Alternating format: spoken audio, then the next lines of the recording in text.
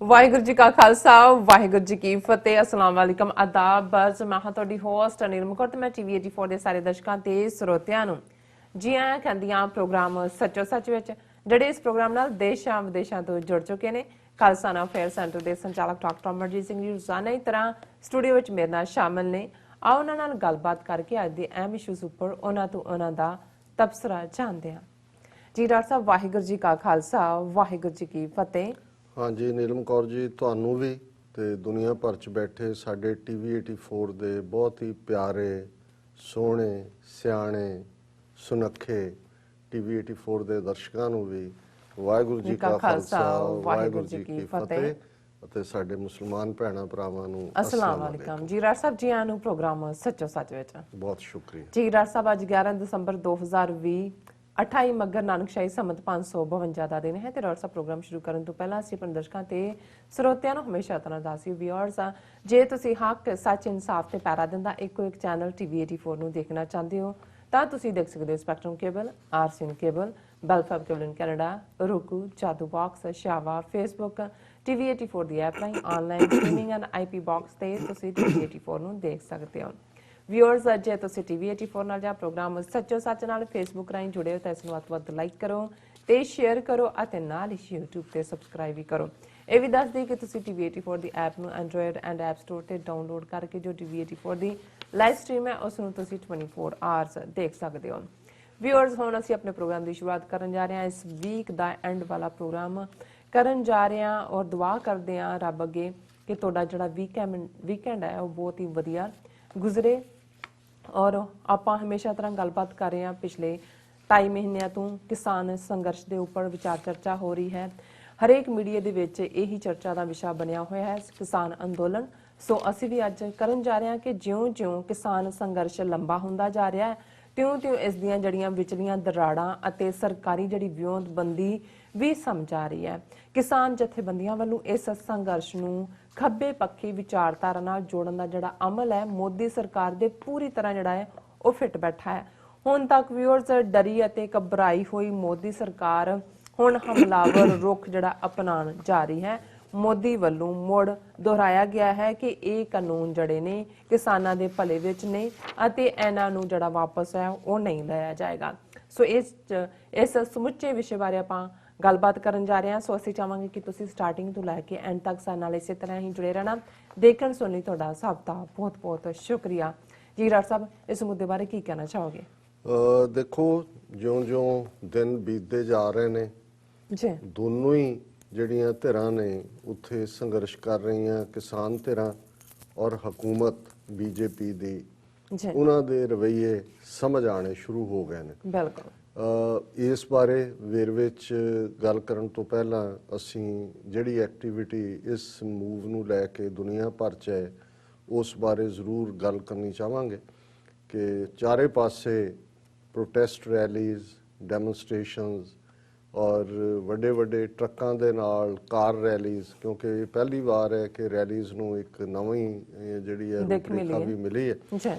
ਔਰ ਜਿਵੇਂ ਅਸੀਂ ਦੱਸਿਆ ਕਿ ਕੱਲ ਸੈਚਰਡੇ ਕਾਰਟਰੇਟ ਗੁਰਦੁਆਰਾ ਦਸ਼ਮੇਸ਼ ਦਰਬਾਰ ਤੋਂ ਇੱਕ ਵੱਡੀ ਕਾਰ ਟਰੱਕ ਰੈਲੀ ਜਿਹੜੀ ਕਿ ਸਾਰੇ ਸ਼ਹਿਰ ਦਾ ਗੇੜਾ ਦੇਗੀ ਉਸ ਦੀ ਸ਼ੁਰੂਆਤ ਸਵੇਰ ਵੇਲੇ ਹੋਏਗੀ। ਔਰ ਵਾਸ਼ਿੰਗਟਨ ਡੀਸੀ ਜਿੱਥੇ ਕਿ ਬੜੇ ਵੱਡੇ ਪੈਮਾਨੇ ਦੇ ਉੱਤੇ ਉੱਥੋਂ ਦੇ ਨੌਜਵਾਨਾਂ ਨੇ ਬਾਕੀ ਸਿੱਖ ਸੰਸਥਾਵਾਂ ਦੇ ਔਰ ਈਵਨ ਆਊਟਸਾਈਡ ਸਟੇਟ ਕਿਉਂਕਿ ਇੰਡੀਆਨਾ ਮਿਸ਼ੀਗਨ ਤੱਕ ਤੋਂ ਵੀ ਪਾਰਟਿਸਿਪੇਸ਼ਨ ਹੈ ਔਰ ਉਹਨਾਂ ਨੇ ਵੀ ਇੱਕ ਵੱਡਾ ਪ੍ਰੋਗਰਾਮ ਉਲੀਕਿਆ ਜਿਹਦੇ 'ਚ ਹਜ਼ਾਰਾਂ ਦੀ ਗਿਣਤੀ 'ਚ ਕਾਰਾਂ ਔਰ ਦੂਸਰੀਆਂ ਗੱਡੀਆਂ ਉਹਨਾਂ ਦੀ ਸ਼ਮੂਲੀਅਤ ਹੋਏਗੀ। ਉਹਨਾਂ ਦੇ ਪ੍ਰਬੰਧਕਾਂ ਵੱਲੋਂ ਦੱਸਿਆ ਗਿਆ ਕਿ ਵੀ ਜਿੱਥੇ ਉਹਨਾਂ ਨੇ ਪਹਿਲਾਂ ਇਕੱਠੇ ਹੋਣਾ ਸੀ ਜਿਹੜਾ ਪੁਆਇੰਟ ਰੱਖਿਆ ਗਿਆ ਸੀ ਆਰਲਿੰਗਟਨ 'ਚ ਉੱਥੇ ਪਹਿਲਾਂ ਕਿਉਂਕਿ ਪਾਰਕ ਕਰਨੀਆਂ ਹੁੰਦੀਆਂ ਨੇ ਕਿਸ ਦਬਾਅ ਥੱਲੇ ਜਾਂ ਪ੍ਰੈਸ਼ਰ ਥੱਲੇ ਉਸ ਸਾਈਟ ਨੂੰ ਕੈਂਸਲ ਕਰ ਦਿੱਤਾ ਗਿਆ। ਉਹਨਾਂ ਤੋਂ ਪਰਮਿਸ਼ਨ ਵਾਪਸ ਲੈ ਲਈ ਗਈ ਔਰ ਉਹਨਾਂ ਨੇ ਜਿਹੜਾ ਨਵਾਂ ਸਟਾਰਟਿੰਗ ਪੁਆਇੰਟ ਰੱਖਿਆ ਹੈ ਉਹ RFK ਸਟੇਡੀਅਮ ਲੋਟ 3 ਹੈ 1900 East capital south street north East ਔਰ ਜਿਹੜਾ ਉਹਨਾਂ ਦੀ ਡੈਸਟੀਨੇਸ਼ਨ ਹੈ ਉੱਥੋਂ ਚੱਲ ਕੇ ਉਹ ਇੰਡੀਅਨ ਐਮਬੈਸੀ ਦੇ ਬਾਹਰ ਹੀ ਹੈ ਜਿਹੜੀ ਕਿ 2107 ਮੈਸਾਚੂਸਟਸ ਐਵਨਿਊ ਤੇ ਹੈ ਔਰ ਉੱਥੇ ਫਿਰ ਬਹੁਤ ਵੱਡੀ ਰੈਲੀ ਹੋਏਗੀ। ਸੋ ਇਹ ਇੱਕ ਬਹੁਤ ਵੱਡਾ ਇਕੱਠ ਕਿਉਂਕਿ ਵਾਸ਼ਿੰਗਟਨ 'ਚ ਬੇਸ਼ੱਕ ਇਸ ਤੋਂ ਪਹਿਲਾਂ ਵੀ ਇੱਕ ਅੱਧੀ ਜਿਹੜੀ ਹੈ ਰੈਲੀ ਔਰ ਪ੍ਰੋਟੈਸਟ ਹੋਇਆ, ਪਰ ਜਿਵੇਂ ਨੌਜਵਾਨਾਂ ਦੇ ਜੋਸ਼ੋ ਖਰੋਸ਼ ਤੋਂ ਅੰਦਾਜ਼ਾ ਹੈ ਕਿ ਇਹ ਬਹੁਤ ਵੱਡੀ ਇਵੈਂਟ ਵਾਸ਼ਿੰਗਟਨ ਡੀਸੀ 'ਚ ਹੋਣ ਜਾ ਰਹੀ ਹੈ।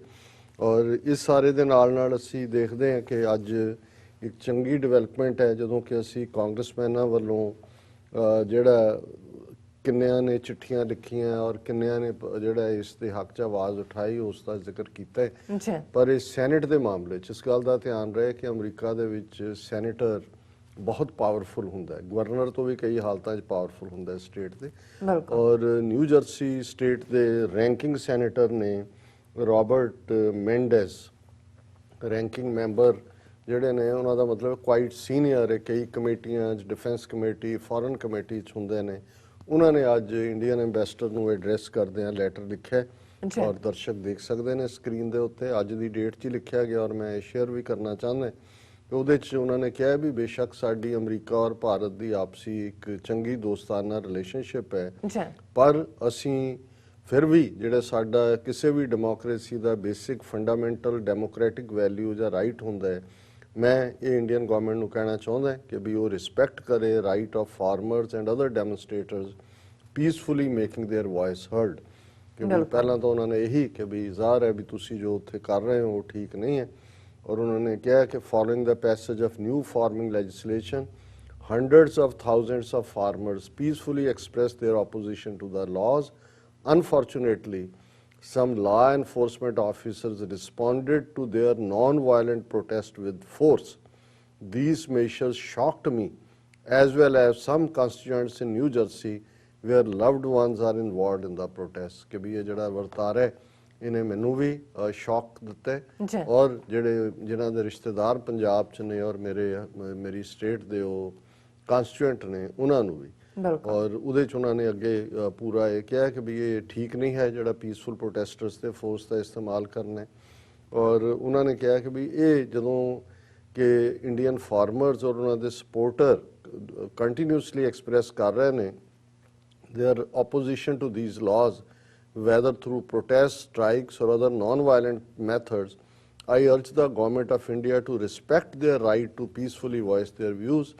और ये जड़ा the Indian people and government will determine the path forward on these laws, and as in all democracies, that determination should result from a constructive dialogue. ਉਹਦੇ ਚ ਦੋ ਨੁਕਤੇ ਨੇ, ਇੱਕ ਤਾਂ ਜਿਹੜਾ ਪੀਸਫੁਲ ਪ੍ਰੋਟੈਸਟਰਸ ਦੇ ਅਗੇਂਸਟ ਵਾਇਲੈਂਸ ਕੀਤੀ ਉਹਨੂੰ ਕੰਡੈਮ ਕੀਤਾ, ਪਰ ਨਾਲ ਦੀ ਨਾਲ ਇਹ ਕਿਹਾ ਵੀ ਅਲਟੀਮੇਟਲੀ ਇਹ ਵਨ ਸਾਈਡਡ ਕੰਮ ਨਾ ਕਰੋ, ਇਸ ਮੁੱਦੇ ਦੇ ਉੱਤੇ ਪੀਸਫੁਲ ਡਾਇਲੌਗ ਕਰੋ।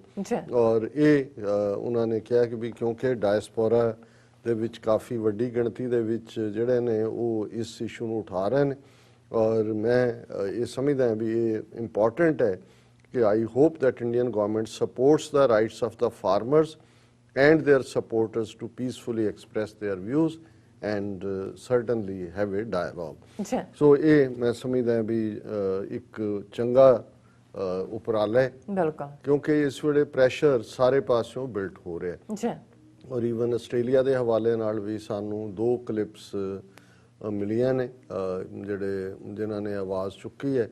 ਅੱਜ ਵਕਤ ਦੀ ਕਰਕੇ ਮੈਂ ਉਹਨਾਂ ਨੂੰ ਡਾਇਰੈਕਟ ਜਿਹੜਾ ਉਹਨਾਂ ਦੀ ਵੀਡੀਓ ਲਿੰਕ ਨਹੀਂ ਸ਼ੇਅਰ ਕਰ ਪਾਵਾਂਗਾ, ਲੇਕਿਨ ਅਸੀਂ ਇਹ ਸਮਝਦੇ ਹਾਂ ਵੀ ਜਿੱਥੇ ਜਿੱਥੇ ਵੀ ਸਿੱਖ ਬੈਠੇ ਨੇ ਉਹਨਾਂ ਦਾ ਇਸ ਬਾਰੇ ਜਿਹੜਾ ਕੀਤਾ ਗਿਆ ਐਫਰਟ ਹੈ ਉਹ ਰੰਗ ਲਿਆ ਰਿਹਾ ਹੈ। ਔਰ ਜਿਵੇਂ ਅੱਜ ਇੱਕ ਸੱਜਣ ਸਟੂਡੀਓ 'ਚ ਮਿਲਣ ਆਏ, ਉਹਨਾਂ ਨੇ ਕਿਹਾ ਜੀ ਪਹਿਲੀ ਵਾਰ ਦੇਖਿਆ ਕਿ ਵੀ ਕਿਵੇਂ ਸਿੱਖਾਂ ਨੇ ਜਿਨ੍ਹਾਂ ਦਾ ਕੋਈ ਮੁਲਕ ਨਹੀਂ ਹੈ ਉਹਨਾਂ ਨੇ ਸਾਰੀ ਦੁਨੀਆ ਹਿਲਾ ਕੇ ਰੱਖ ਦਿੱਤੀ ਹੈ, ਔਰ ਜਿੰਨਾ ਇੰਡੀਆ ਦਾ ਅਗਲੀ ਚਿਹਰਾ ਸਿੱਖਾਂ ਨੇ ਐਕਸਪੋਜ਼ ਕੀਤਾ ਹੈ, ਇਹ ਸਾਰੇ ਪੀਰੀਅਡ ਕਿਤੇ ਹੋਰ ਦੇਖਣ 'ਚ ਨਹੀਂ ਆਇਆ। ਸੋ ਮੈਂ ਸਮਝਦਾ ਵੀ ਇਹ ਇੱਕ ਬੜਾ ਅਹਿਮ ਸਾਡੀ ਪ੍ਰਾਪਤੀ ਹੈ। ਕੱਲ ਨੂੰ ਇਹ ਕੀ ਡਾਇਰੈਕਸ਼ਨ ਲਏਗੀ, ਅਸੀਂ ਕੱਲ ਦੇ ਪ੍ਰੋਗਰਾਮ 'ਚ ਜਦੋਂ ਮੈਂ ਇਸ਼ਾਰਾ ਕੀਤਾ ਕਿ ਕਿਵੇਂ ਇਸ ਮੂਵਮੈਂਟ ਦਾ ਸਿੱਖ ਨੈਰੇਟਿਵ ਬਦਲਣ ਦੀ ਕੋਸ਼ਿਸ਼ ਹੋ ਰਹੀ ਹੈ, ਔਰ ਖੱਬੇ ਪੱਖੀ ਜਥੇਬੰਦੀਆਂ ਜਿਹੜੀਆਂ ਅਦਰਵਾਈਜ਼ ਡਿੱਗ ਚੁੱਕੀਆਂ ਨੇ ਥੱਲੇ, ਉਹ ਇਹਨਾਂ ਦੀ ਆੜ ਦੇ ਵਿੱਚ ਸਿੱਖਾਂ ਨੂੰ, ਪੰਜਾਬ ਦੇ ਕਿਸਾਨਾਂ ਨੂੰ, ਹਰਿਆਣੇ ਦੇ ਸਿੱਖ ਕਿਸਾਨਾਂ ਨੂੰ ਰਾ ਮਟੀਰੀਅਲ ਬਣਾ ਕੇ ਜਿਹੜਾ ਉਹ ਆਪਣਾ ਆਪ ਨੂੰ ਉਭਾਰਨਾ ਚਾਹੁੰਦੀਆਂ ਨੇ। ਤੇ ਇੱਕ ਦੋ ਵੀਰਾਂ ਦੀ ਅੱਜ ਕਾਲ ਵੀ ਆਈ, ਉਹਨਾਂ ਨੇ ਥੋੜੀ ਨਿਰਾਸ਼ਤਾ ਵੀ ਦਿਖਾਈ ਕਿ ਵੀ ਅਸੀਂ ਤਾਂ ਇਹਦੇ ਤੋਂ ਬਹੁਤ ਆਸਾਂ ਲਾਈਆਂ ਹੋਈਆਂ ਨੇ ਮੂਵਮੈਂਟ ਤੋਂ, ਜੀ ਪਰ ਤੁਸੀਂ ਜਿਹੜਾ ਪ੍ਰਭਾਵ ਦਿੱਤਾ ਹੈ ਕਿ ਵੀ ਇਹ ਕ੍ਰੈਕਸ ਨੇ ਔਰ ਇਹ ਡੇਗਣਗੇ, ਮੈਂ ਕਿਹਾ ਜੀ ਨਹੀਂ, ਮੇਰਾ ਤਾਂ ਇੰਨਾ ਹੀ ਫਰਜ਼ ਹੈ ਕਿ ਬਹੁਤ ਵਾਰ ਇਹ ਹੁੰਦਾ ਹੈ ਕਿ ਜਿੰਨਾ ਤੁਹਾਡਾ ਹੋਪ ਦਾ ਜਾਂ ਆਸ ਦਾ ਗ੍ਰਾਫ ਹੁੰਦਾ ਹੈ, ਜੇ ਉਸ ਦੇ ਪ੍ਰਾਪਤੀ ਨਾ ਹੋਏ ਜਾਂ ਕੁਝ ਐਸਾ ਵਾਪਰ ਜਾਏ ਜਿਹਦੇ ਲਈ ਤੁਸੀਂ ਤਿਆਰ ਨਹੀਂ ਹੋ, ਤੇ ਫਿਰ ਜਿਹੜੀ ਫਰਸਟ੍ਰੇਸ਼ਨ ਹੈ ਉਹ ਡਾਇਰੈਕਟਲੀ ਪ੍ਰਪੋਰਸ਼ਨਲ ਹੁੰਦੀ ਹੈ ਟੂ ਦਾ ਹੋਪ। ਜੀ ਸੋ ਇੱਕ ਸਿਪਾਹੀ ਦੇ ਨਾਤੇ ਜਿਸ ਦਾ ਕੰਮ ਹੈ ਕਿ ਜਾਗਰੂਕਤਾ ਨੂੰ ਦੇ ਨਾਲ ਦੇਖਣਾ ਚਾਰ ਚਫੇਰੇ ਕੀ ਹੋ ਰਿਹਾ, ਸੋ ਮੈਂ ਕਿਹਾ ਜੀ ਮੈਨੂੰ ਇਹ ਨਜ਼ਰ ਆ ਰਿਹਾ ਕਿ ਇਹ ਦੋਵੇਂ ਹੀ ਫਰੰਟਸ ਤੇ, ਔਰ ਹੁਣ ਸਮਝ ਆ ਰਹੀ ਹੈ ਕਿ ਗਵਰਨਮੈਂਟ ਦੀ ਨੀਤੀ ਕੀ ਸੀ ਜਾਂ ਕੀ ਹੈ ਔਰ ਕਿਉਂ ਉਹ ਵੇਟ ਕਰ ਰਹੇ ਸੀ, ਔਰ ਆਉਣ ਵਾਲੇ ਪੀਰੀਅਡ 'ਚ ਉਹ ਕਿਵੇਂ ਇਸ ਨੂੰ ਦੇਖਣਗੇ ਜਾਂ ਇਸ ਨਾਲ ਕਿਵੇਂ ਨਿਬੜਨਗੇ। ਔਰ ਸਿੱਖ ਸਕਾਲਰ ਜਿਹੜੇ ਪ੍ਰੋਫੈਸਰ ਨੇ ਬ੍ਰਿਟਿਸ਼ ਕੋਲੰਬੀਆ ਦੀ ਯੂਨੀਵਰਸਿਟੀ ਦੇ ਵਿੱਚ, ਸਰਦਾਰ ਪ੍ਰਭ ਸ਼ਰਨਬੀਰ ਸਿੰਘ, ਉਹਨਾਂ ਦੇ ਨਾਲ ਅੱਜ 9:30 ਵਜੇ ਸਾਡੇ ਕੈਨੇਡਾ ਦੇ ਬਿਊਰੋ ਚੀਫ TV84 ਦੇ ਮਨਵੀਰ ਸਿੰਘ ਇੰਟਰਵਿਊ ਕਰਨਗੇ। ਔਰ ਕਿਉਂਕਿ ਉਹਨਾਂ ਦੀ ਇੱਕ ਚੰਗੀ ਪਕੜ ਹੈ ਸਿਚੁਏਸ਼ਨ ਤੇ, ਪਹਿਲਾਂ ਵੀ ਪ੍ਰਭ ਸ਼ਰਨਬੀਰ ਸਿੰਘ ਹੋਰਾਂ ਨੇ ਸਾਰੀ ਖਾਲਿਸਤਾਨ ਦੀ ਲਹਿਰ ਵੇਲੇ ਖੱਬੇ ਪੱਖੀਆਂ ਦਾ ਕੀ ਰੋਲ ਰਿਹਾ ਔਰ ਅੱਜ ਉਹ ਕਿਵੇਂ ਸਿੱਖ ਨੈਰੇਟਿਵ ਨੂੰ ਬਦਲਣ ਦੀ ਕੋਸ਼ਿਸ਼ ਕਰ ਰਹੇ ਨੇ, ਇਸ ਦੇ ਉੱਤੇ ਉਹਨਾਂ ਦੀ ਚੰਗੀ ਗ੍ਰਿਪ ਹੈ, ਚੰਗੀ ਮੁਹਾਰਤ ਹੈ।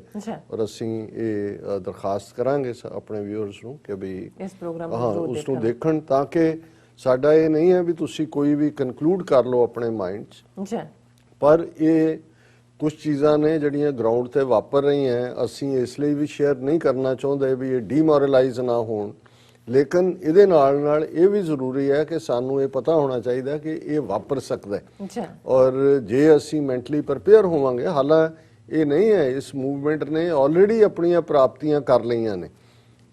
ਹੁੰਦਾ ਕੀ ਹੈ, ਕਾਨੂੰਨ ਜਾਂਦੇ ਨੇ ਨਹੀਂ ਜਾਂਦੇ, ਇਹ ਸੈਕੰਡਰੀ ਹੈ।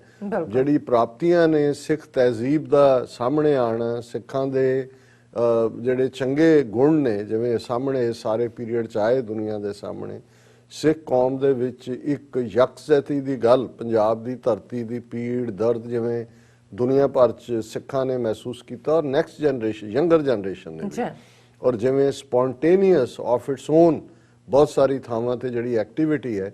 ਸੋ ਜੇ ਹੁਣ ਇਹਨੂੰ ਕੋਈ ਨੈਰੇਟਿਵ ਬਦਲਣਾ ਵੀ ਚਾਹੇਗਾ ਤੇ ਆਲਰੇਡੀ ਅਸੀਂ ਜਿਹੜਾ ਉਸ ਰੁਖ ਵੱਲ ਪੈ ਚੁੱਕੇ ਹਾਂ, ਜਿਹਦੇ 'ਚ ਅਲਟੀਮੇਟ ਜਿਹੜੀ ਸਾਡੀ ਕੌਨਸ਼ੀਅਸਨੈਸ ਹੈ ਇਸ ਅੱਜ ਦੇ ਦੌਰ ਦੀ, ਉਹ ਸਾਡੀ ਫਰੀडम ਤੱਕ ਸਾਨੂੰ ਲੈ ਕੇ ਜਾਏਗੀ। ਔਰ ਇਸ ਦੇ ਨਾਲ ਨਾਲ ਮੈਂ ਸਮਝਦਾ ਵੀ ਅਸੀਂ ਇੱਕ ਪਾਰਟ ਜਿਹੜਾ 8-9 ਸਾਲ ਪਹਿਲਾਂ ਆਲਮੋਸਟ ਜਦੋਂ TV84 ਸ਼ੁਰੂ ਕੀਤਾ, ਔਰ ਪਬਲਿਕ ਲਾਈਫ 'ਚ ਤਾਂ ਮੈਂ ਜੇ ਅਮਰੀਕਾ ਦੇ ਹਵਾਲੇ ਨਾਲ ਹੀ ਕਹਾਂ ਤਾਂ 30+ ਈਅਰਸ ਨੇ, ਉਸ ਦੇ ਵਿੱਚ ਹਮੇਸ਼ਾ ਮੇਰੀ ਇਹ ਚਾਹਨਾ ਰਹੀ ਕਿ ਜਿਹੜੀ ਸਾਡੀ ਖਾਲਿਸਤਾਨ ਦੀ ਪਾਕਿਸਤਾਨੀ ਭੈਣਾਂ ਭਰਾਵਾਂ ਦੇ ਨਾਲ ਸਾਂਝ ਹੈ, ਦੋ ਕੌਮਾਂ ਦੀ ਸਾਂਝ ਹੈ, ਇਸ ਨੂੰ ਅੱਗੇ ਤੋਰਨ ਦੀ ਗੱਲ ਹੈ। ਔਰ ਇਹ ਇੱਕ ਜਿਹੜਾ ਆਪਸ ਦੇ ਵਿੱਚ ਟਰਸਟ, ਪਿਆਰ ਔਰ ਲੋੜ ਵੇਲੇ ਇੱਕ ਦੂਜੇ ਨਾਲ ਖਲੋਣ ਦੀ ਗੱਲ ਹੈ, ਇਸ ਦੇ ਉੱਤੇ ਅਸੀਂ ਕੰਮ ਕੀਤਾ, ਕਿਉਂਕਿ ਮੈਨੂੰ ਇਹ ਲੱਗਦਾ ਸੀ ਕਿ ਵੀ ਕਈ ਵਾਰ ਜਿਹੜੇ ਬੀਤੇ ਇਤਿਹਾਸ ਦੇ ਜਿਹੜੇ ਗੈਪ ਹੁੰਦੇ ਨੇ, ਔਰ ਕਈ ਵਾਰ ਸਾਡੇ ਐਨਮੀ ਨੇ ਜਿਵੇਂ ਹਿੰਦੂਤਵਾ ਵਾਲਿਆਂ ਨੇ ਜਾਂ ਬ੍ਰਾਹਮਣਵਾਦੀਆਂ ਨੇ ਜੋ ਨੈਰੇਟਿਵ ਸਾਡੀ ਜਨਰੇਸ਼ਨਸ ਨੂੰ 47 ਤੋਂ ਬਾਅਦ ਦਿੱਤਾ, ਉਸ ਦੇ ਵਿੱਚ ਹੌਸਟਿਲਿਟੀ, ਐਨਿਮਿਟੀ ਸੀ, ਕਿਸੇ ਨੇ ਜਾਣਿਆ ਜਾਂ ਦੇਖਿਆ ਹੀ ਨਹੀਂ ਕਿ ਹਕੀਕਤ ਕੀ ਹੈ। ਔਰ ਅਸੀਂ ਜਿਸ ਨੈਰੇਟਿਵ ਨੂੰ ਜਿਹੜਾ ਟਰੂਥ ਤੇ ਬੇਸਡ ਹੈ ਸਾਹਮਣੇ ਰੱਖਿਆ 8 ਸਾਲ ਤੋਂ TV84 ਦੇ ਮਾਧਿਅਮ ਰਾਹੀਂ, 30 ਸਾਲ ਤੋਂ ਪਬਲਿਕ ਲਾਈਫ 'ਚ, ਅੱਜ ਉਸ ਨੂੰ ਬੂਰ ਪਿਆ, ਔਰ ਜਿੰਨੀ ਮੁਹੱਬਤ, ਜਿੰਨਾ ਪਿਆਰ ਔਰ ਜਿੰਨੀ ਸਪੋਰਟ ਇਸ ਵੇਲੇ ਪਾਕਿਸਤਾਨੀ ਆਵਾਮ ਵੱਲੋਂ ਆਈ ਹੈ, ਔਰ ਜਿਸ ਦਾ ਪ੍ਰਭਾਵ ਫਿਰ ਮੀਡੀਆ ਨੇ ਵੀ ਕਬੂਲਿਆ। ਔਰ ਜਿਵੇਂ ਮੈਂ ਕੱਲ ਵੀ ਕਿਹਾ ਸੀ ਕਿ ਵੀ ਹੁਣ ਕਈ ਵਾਰ ਇਹ ਹੁੰਦਾ ਹੈ ਕਿ ਵੀ ਕੋਈ ਕਾਰੋਬਾਰੀ ਬੰਦਾ ਇਹ ਕਹਿ ਰਿਹਾ ਹੁੰਦਾ ਹੈ ਕਿ ਜੀ ਵਿਹਲੇ ਬਹਿਣਾ ਵੀ ਔਖਾ ਹੈ, ਤੇ ਜਦੋਂ ਸਾਰੇ ਸਿਰ ਤੇ ਆ ਚੜ੍ਹਦੇ ਨੇ ਉਦੋਂ ਵੀ ਜਿਹੜਾ ਉਹ ਔਖਾ ਹੁੰਦਾ ਹੈ। ਪਰ ਮੈਨੂੰ ਇਸ ਦੇ ਵਿੱਚ ਜੋਏ ਵੀ ਮਿਲਦਾ ਹੈ, ਜਿਵੇਂ ਬਹੁਤ ਸਾਰੇ TV ਚੈਨਲਸ ਤੋਂ ਸਾਰੇ ਮੇਜਰ ਨੇ ਇੰਟਰਵਿਊ ਕੀਤਾ ਹੀ ਹੈ, ਹੁਣ ਜਿਹੜੇ ਦੂਸਰੇ ਬਲੌਗਰ ਨੇ ਜਾਂ ਈਵਨ YouTube ਵਾਲੇ ਨੇ, ਮੈਂ ਨਿਰਾਸ਼ ਤਾਂ ਨਹੀਂ ਕਿਸੇ ਨੂੰ ਕਰਨਾ ਚਾਹੁੰਦਾ, ਪਰ ਮੈਨੂੰ ਇਹ ਲੱਗਦਾ ਵੀ ਕਈ ਚੀਜ਼ਾਂ ਜਿਹੜੀਆਂ ਨੇ ਉਹ ਪਹੁੰਚ ਰਹੀਆਂ ਨੇ, ਇਹ ਉਸ ਪਿਆਰ ਦਾ ਇਜ਼ਹਾਰ ਹੈ ਜਿਹੜਾ ਕਿ ਕੀਤਾ। ਔਰ ਇਹ ਹੀ ਨਹੀਂ ਹੈ, ਹੁਣ ਪਿੱਛੇ ਜਿਹੜਾ ਗੁਰਪੁਰਬ ਸੀ ਗੁਰੂ ਨਾਨਕ ਸਾਹਿਬ ਦਾ, ਉਸ ਦੇ ਉੱਤੇ ਜਿਹੜੇ ਭਾਵੇਂ ਲਿਮਿਟਡ 600 ਹੀ ਯਾਤਰੀ ਉਹਨਾਂ ਨੇ ਭਾਰਤ ਤੋਂ ਅਲਾਉ ਕੀਤੇ। ਔਰ ਇੱਕ ਲੁਧਿਆਣੇ ਦੇ ਪ੍ਰਿੰਸੀਪਲ ਜਿਹੜੀ ਹੈ ਗਰਲਸ ਕਾਲਜ ਦੀ ਜਾਂ ਜਿਵੇਂ ਉਹ ਇੰਟਰਵਿਊ ਕਿਸੇ ਨੂੰ ਦੇ ਰਹੀ ਸੀ, ਕਿਸੇ ਚੈਨਲ ਨੂੰ, ਔਰ ਉਹਨੂੰ ਪੁੱਛਿਆ ਜਾ ਰਿਹਾ ਸੀ ਕਿ ਕਿਵੇਂ ਤੁਸੀਂ ਮਹਿਸੂਸ ਕਰਦੇ ਹੋ। ਉਹ ਕਹਿੰਦੇ ਵੀ ਮੈਂ ਤਾਂ ਜਿਹੜਾ ਹੈ ਉਹ ਇੱਥੇ ਆ ਕੇ ਰਹਿਣਾ ਚਾਹਾਂਗੀ ਜੇ ਮੈਨੂੰ ਸਿਟੀਜ਼ਨਸ਼ਿਪ ਮਿਲ ਜਾਏ। ਫਿਰ ਉਹਨੇ ਕਿਹਾ ਵੀ ਮੈਂ ਆਪਣੇ ਲੈਕਚਰ ਵੀ ਕਰਦੀ ਹਾਂ ਥਾਂ ਥਾਂ ਤੇ ਮੈਂ ਇਹ ਰਿਕਮੈਂਡ ਕਰਦੀ ਹਾਂ ਕਿ ਜੇ ਤੁਸੀਂ ਪਿਆਰ ਤੇ ਅਦਬ ਸਿੱਖਣਾ ਕਿ ਪਿਆਰ ਕੀ ਹੁੰਦਾ ਔਰ ਅਦਬ ਕੀ ਹੁੰਦਾ ਤੇ ਜ਼ਰੂਰ ਪਾਕਿਸਤਾਨ ਜਾਓ ਗੁਰਦੁਆਰਾ ਸਾਹਿਬਾਨ ਦੇ ਦਰਸ਼ਨਾਂ ਲਈ। ਉਹ ਲੋਕ ਤੁਹਾਨੂੰ ਦੱਸਣਗੇ ਕਿ ਮੁਹੱਬਤ ਕੀ ਹੈ ਔਰ ਅਦਬ ਕੀ ਹੈ। ਇਹ ਬਹੁਤ ਵੱਡੀ ਗੱਲ ਹੈ। ਔਰ ਉਹਨੂੰ ਉਹ ਪੁੱਛ ਰਿਹਾ ਕਿ ਤੁਸੀਂ ਵਾਪਸ ਵੀ ਜਾਣਾ ਹੈ, ਤੁਸੀਂ ਇਹ ਗੱਲ ਕਹਿ ਰਹੇ ਹੋ। ਫਿਰ ਮੋਦੀ ਬਾਰੇ ਵੀ ਉਹਨਾਂ ਨੇ, ਫਾਰਮਰਸ ਬਾਰੇ ਵੀ ਉਹਨਾਂ ਨੇ ਕਿਹਾ ਕਿ ਜੇ ਸਾਡੇ ਉੱਥੇ ਜਾ ਸਕਦੇ ਨੇ, ਹੁਣ ਤਾਂ ਉਹ ਵਕਤ ਵੀ ਆਏਗਾ ਵੀ ਨਹੀਂ ਹੈ ਤੇ ਬਾਰਡਰ ਟੱਪ ਕੇ। ਉਹਨੂੰ ਕਿਹਾ ਜੀ ਤੁਹਾਨੂੰ ਘਬਰਾਹਟ, ਉਹ ਕਹਿੰਦੇ ਜੀ ਇਹ ਸੱਚੀ ਗੱਲ ਹੈ, ਉਹਨੂੰ ਵੀ ਪਤਾ ਮੈਂ ਸੱਚ ਬੋਲਦੀ ਹਾਂ। ਸੋ ਮਤਲਬ ਇਹ ਹੈ ਕਿ ਵੀ ਇਹ ਜਿਹੜਾ ਸਾਰਾ ਮਾਹੌਲ ਬਣਿਆ ਇਹ ਇੱਕ ਬਹੁਤ ਵੈਲਕਮਿੰਗ ਮਾਹੌਲ ਹੈ। ਔਰ ਜੇ ਸਾਨੂੰ ਇਹ ਲੱਗਦਾ ਹੈ ਕਿ ਵੀ ਸਾਡੀ ਇਸ ਸਾਰੇ ਦੌਰ ਦੇ ਵਿੱਚ ਸਾਂਝਾਂ ਨੇ ਇਹ ਅੱਗੇ ਤੋਰਨਾ ਤੇ ਫਿਰ ਦੁਸ਼ਮਣ ਵੀ ਵਿਹਲਾ ਨਹੀਂ ਬੈਠਾ ਹੋਇਆ। ਅੱਜ ਇੱਕ ਖਬਰ ਉੱਥੋਂ ਦੇ ਇੱਕ ਪੱਤਰਕਾਰ ਰਾਹੀਂ ਪਲਾਂਟ ਕਰਵਾਈ ਹੋਈ ਹੈ, ਜਾਂ ਵਾਪਰੀ ਵੀ ਹੋ ਸਕਦੀ ਹੈ, ਪਰ ਜਿਵੇਂ ਜੋ ਤੁਸੀਂ ਟਾਈਮਿੰਗ ਦੇਖਦੇ ਹੋ ਕੀ ਹੈ, ਇੱਕ ਨੌਜਵਾਨ ਜਿਹੜਾ ਉਹਨੂੰ ਹੈ ਜੀ ਕਿ ਉਹਨੇ ਮਹਾਰਾਜਾ ਰਣਜੀਤ ਸਿੰਘ ਦਾ ਬੁੱਤ ਜਿਹੜਾ ਉਸ ਫੋਰਟ ਦੇ ਵਿੱਚ ਜਿਹੜੀ ਸਿੱਖ ਗੈਲਰੀ ਆ ਉਹਦੇ ਚ ਲੱਗਾ, ਉਹਨੂੰ ਡੈਮੇਜ ਕੀਤਾ ਹੈ ਜਾਂ ਕਰਨ ਦੀ ਕੋਸ਼ਿਸ਼ ਕੀਤੀ, ਵੈਂਡਲਾਈਜ਼। ਔਰ ਉਹਨੇ ਕਿਹਾ ਜੀ ਮੈਂ ਫਲਾਂ ਮੌਲਵੀ ਦੀ ਇਨਸਪੀਰੇਸ਼ਨ ਲਈ ਔਰ ਉਹ ਮੈਨੂੰ ਇਨਸਪਾਇਰ ਕਰਦਾ। ਉਹਨੇ ਮਹਾਰਾਜਾ ਰਣਜੀਤ ਸਿੰਘ ਬਾਰੇ ਜਿਹੜਾ ਕਿ ਇਹ ਕਿਹਾ ਹੋਇਆ। ਹਾਲਾਂਕਿ ਮੈਨੂੰ ਸਾਡੇ ਹੁਣ ਬਹੁਤ ਸਾਰੇ ਪਾਕਿਸਤਾਨੀ ਵੀਰ ਵੀਡੀਓਜ਼ ਭੇਜਦੇ ਨੇ, ਉੱਥੇ ਜਿਹੜੇ ਫਕੀਰ ਅਜ਼ੀਜ਼ੁਦੀਨ ਜਿਹੜੇ ਉਹਨਾਂ ਦੇ ਮਹਾਰਾਜਾ ਰਣਜੀਤ ਸਿੰਘ ਦੇ ਕੋਰਟ 'ਚ ਫੋਰਨ ਮਿਨਿਸਟਰ ਸੀ, ਉਹਨਾਂ ਦੇ ਡਾਇਰੈਕਟ ਡਿਸੈਂਡੈਂਟ ਨੇ ਔਰ ਉਹਨਾਂ ਨੇ ਰਾਦਰ ਉਸ ਪੀਰੀਅਡ ਦੀਆਂ ਬਹੁਤ ਸਾਰੀਆਂ ਯਾਦਾਂ ਨੂੰ ਸੰਭਾਲਿਆ ਹੋਇਆ ਹੈ। ਜਿਹੜੇ ਉਹਨਾਂ ਦੇ ਬਜ਼ੁਰਗਾਂ ਨੂੰ ਗਿਫਟਸ ਮਿਲੀਆਂ ਜਾਂ ਉਹਨਾਂ ਦੇ ਕੋਲ ਸੁਰੱਖਿਅਤ ਨੇ। ਔਰ ਲਾਹੌਰ 'ਚ ਉਹਨਾਂ ਦਾ ਘਰ ਹੀ ਮਿਊਜ਼ੀਅਮ ਵਾਂਗ ਹੈ ਜਿਹਨੂੰ ਫਕੀਰ ਖਾਨਾ ਕਹਿੰਦੇ ਨੇ।